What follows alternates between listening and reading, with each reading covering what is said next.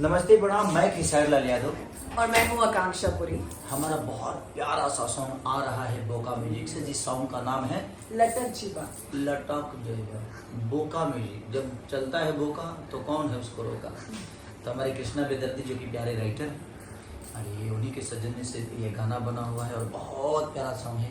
आप लोगों को 2008 और 2009 की याद आएगी इस गाने में। और आकांक्षा जी ने हमारी भोजपुरी के ना होके भी इन्होंने इतना प्यारा और इतने सहमत से काम किया है और इतनी ऊर्जा से काम किया है कि बहुत कम ऐसे एक्टर मिलते हैं जो कि अपने काम को एंजॉय करते हैं। और आकांक्षा जी ने पूरे उस गाने को एंजॉय किया है। तो उस गाने से जितने भी जुड़े हुए हैं हमारे लोग हैं, राइटर हों, हमारे म्यूजिक डायरेक्टर से लेकर हमारे को एक्टर से लेकर हमारे क्रू मेंबर तक, कैमरामैन से लेकर डायरेक्टर से लेकर उनके साथ रहने वाले हमारे मेकअप दादा से लेकर स्पॉट बॉय तक, सबने बहुत मेहनत किया है।